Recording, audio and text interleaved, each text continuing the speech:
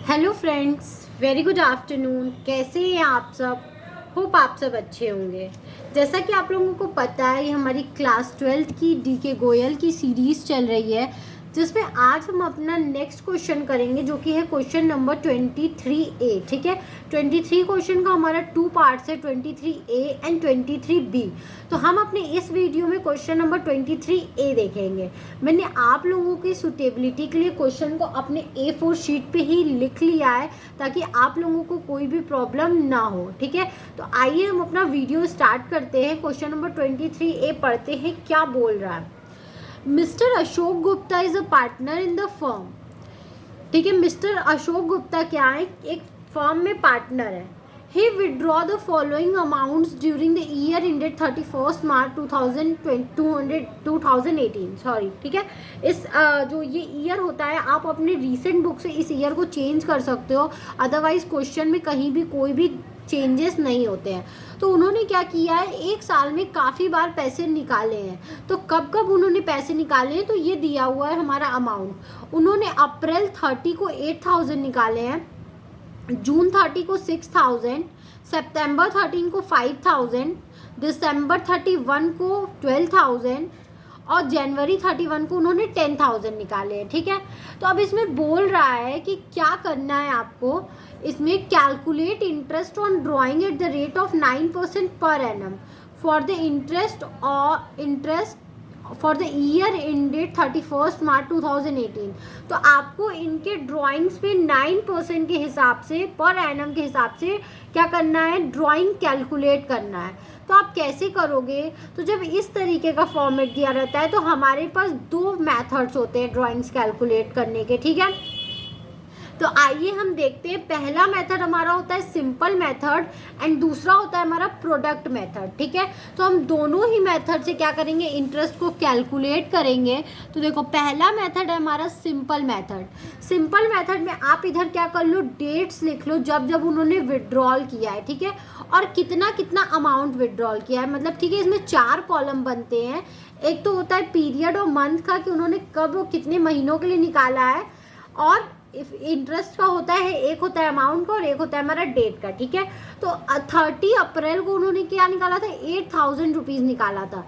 मतलब क्या हो रहा था, 1 अप्रैल से ईयर स्टार्ट होता है, 31 मार्च तक चलता है। तो उन्होंने मतलब एक महीने बाद पैसे निकाल लिए ना, 30 अप्रैल को। तो अप्रैल के बाद क्या आता है, मई, जून, जुलाई, अगस्त, सितंबर, अक्टूबर, नवंबर, दिसंबर, जनवरी, फरवरी, मार्च। मतलब कितना है, 11 मंथ्स के लिए।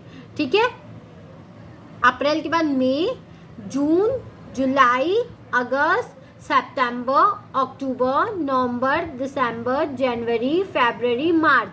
मतलब 11 मंथ्स के लिए क्या किया है, उन्होंने पैसे निकाले। ठीक है, अभी 11 मंथ पे मतलब उनको इंटरेस्ट देना है। ठीक है, तो आपने क्या किया, यहाँ पे मंथ लिख लिया कि कितने मंथ का उनको इंटरेस्ट देना है, 11 मंथ का इंटरेस्ट देना है। ठीक है, फिर इसी तरह आपने क्या कर लिया, जून का लिख लिया। जून 30 को उन्होंने क्या किया था, 6000 रुपीज़ विड्रॉ किए थे। ठीक है, तो जून जब उन्होंने 30 को विड्रॉ किए, तो जून के बाद क्या आता है, जुलाई, अगस्त, सितंबर, अक्टूबर, नवंबर, दिसंबर, जनवरी, फरवरी, मार्च।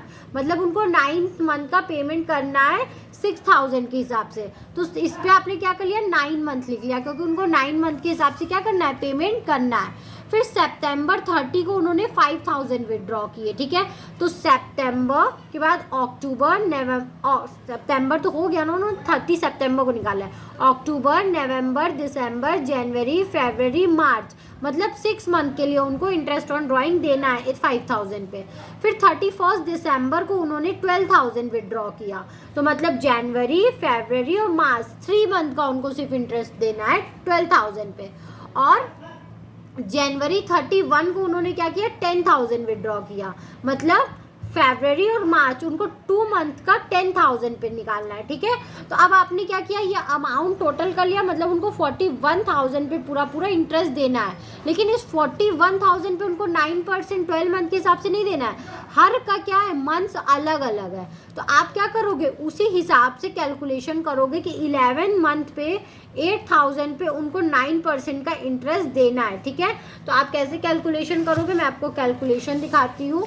ये देखो, आप क्या करोगे 8000 लिखोगे, 9% आपको क्या करना है निकालना है और 11 मंथ्स के लिए निकालना है। तो आपका निकल जाएगा, आराम से निकल जाना चाहिए, ठीक है। 3 3 ज़ा 9, 3 4 ज़ा 12, 4 2 ज़ा 8, 20। तो क्या बचा 20 इंटू 3 इंटू 11, 23 जा क्या होता है 60 इंटू 11, 60 इंटू 11 क्या होता है, आप 60 को 11 से जब इंटू करोगे तो क्या आएगा, ठीक है। तो आप जब यहाँ पे इंटू करोगे तो आपको पता चल जाएगा कि क्या आएगा, 1 0 ज़ा 0, 1 6 ज़ा 6, 1 0 ज़ा 0, 1 6 ज़ा 6, 0 6 6, 660 रुपीज़। यहाँ देखो 660 रुपीज़ आया है। तो इसी तरह आपको क्या करना है, सब का कैलकुलेशन करना है। इसी तरह आपको 6000 पे भी 9 मंथ के हिसाब से कैलकुलेशन करना है, जैसे मैंने रख के निकाला है उसी तरह आपको 5000 पे और इसका अमाउंट आ जाएगा। मतलब टोटल इंटरेस्ट उसको कितना, उसने कितना पे किया, 1710 रुपीज़ उसने पे किया। ये था हमारा सिंपल मेथड, ठीक है। अब है हमारा प्रोडक्ट मेथड। तो प्रोडक्ट मेथड में आपको दिखाने से पहले मैं आपको एक फॉर्मूला दिखाना चाहूँगी।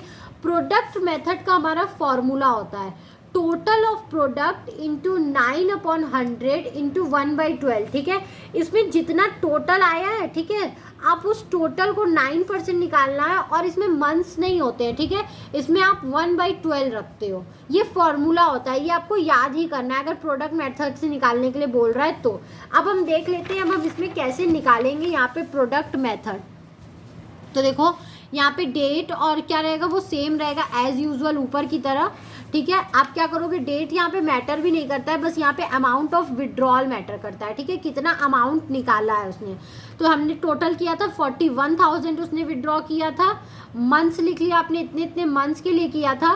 फिर आपका क्या जो अमाउंट आया है, ठीक है, आप क्या करोगे इस पीरियड ऑफ मंथ से आप क्या करोगे, अमाउंट को मल्टीप्लाई करोगे, ठीक है, मल्टीप्लाई होगा। आप 8000 को 11 से करोगे तो 88,000 आएगा, ठीक है। इसी तरह आप 6000 को 9 से करोगे तो 54,000 आएगा। आपको अमाउंट को मंथ से मतलब पीरियड से क्या करना है, मल्टीप्लाई करना है और यहाँ पे लिखना है, ठीक है।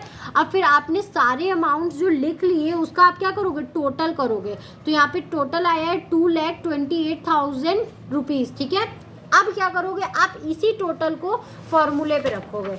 देखो यहाँ पे हमने फॉर्मूला लिखा है ना, interest is equals to total of product into 9/100 into 1/12। तो 2,28,000 को आपने रखा, 9% निकालना है, 1/12 कर दिया। तो जब आप इसको सॉल्व करोगे तो 1710 आएगा। मैं आपको सॉल्व करके दिखाती हूँ।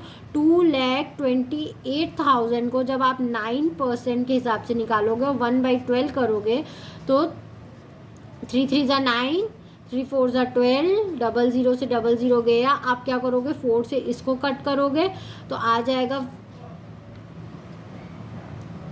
4 5 ज़ा 20 और 4 7 ज़ा 20, 4 5 ज़ा 20 होता है ना, 4 7 ज़ा 28 होता है। तो 10 बचेगा क्योंकि 20 कट गया है। और 570 को जब आप 3 से करोगे तो 3000, 21 का 1 ऊपर 2 जाता है, 15 और 17, 1710 रुपीज़ आएगा, ठीक है। तो यहाँ पे क्या आया, 1710 रुपीज़। तो ये था हमारा simple method and product method और क्वेश्चन नंबर 23A हमारा यहीं पे कंप्लीट होता है। आई होप आपको ये क्वेश्चन समझ में आया होगा। अगर फिर भी आपको कहीं भी कोई भी प्रॉब्लम है तो आप मुझे कमेंट सेक्शन में कमेंट करके ज़रूर पूछिएगा। मैं आपके डाउट को सॉल्व करने की कोशिश करूँगी। अगर फिर भी आपको कोई दिक्कत होगा तो आप मुझे पूछिएगा, मैं आपको के डाउट को सॉल्व करूँगी। And thank you very much for watching my video and do like, subscribe and share my channel. Thank you.